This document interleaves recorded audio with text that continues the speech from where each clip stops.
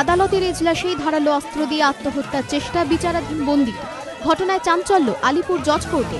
আদালত চত্বরে অস্ত্র নিয়ে তিনি ঢুকলেন কিভাবে তা নিয়ে উঠেছে প্রশ্ন।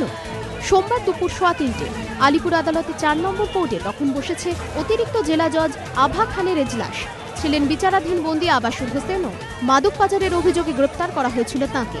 প্রত্যক্ষদর্শীরা জানিয়েছেন, হঠাৎ এজলাসের মধ্যেই নিজের পেটে ছুরি মারেন আবাসু। শোরগোল ছড়ায় আদালত চত্বরে।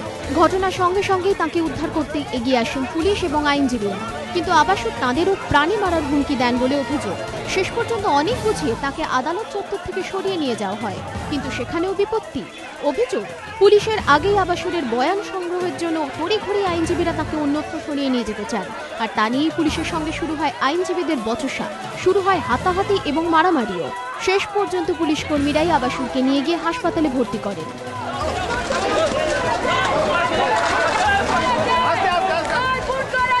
যখন ওখান থেকে আমি আমার নিজের জীবন বিপন্ন করে কোর্টের বাইরে নিয়ে আসি জজ সাহেবের পারমিশনে, তখন পুলিশ আমাদের কাছ থেকে এই আসামিকে জোর করে ধাক্কা মেরে আমাদের সরিয়ে দিয়ে স্ন্যাচ করে নিয়ে লকআপে ঢুকিয়ে দেয়। পুলিশ অথরিটি চোখের সামনে একজন লকআপে থাকা আসামি কিভাবে কোর্টরুমের ভেতর আর্মস নিয়ে ঢোকে, ছুরি নিয়ে ঢোকে।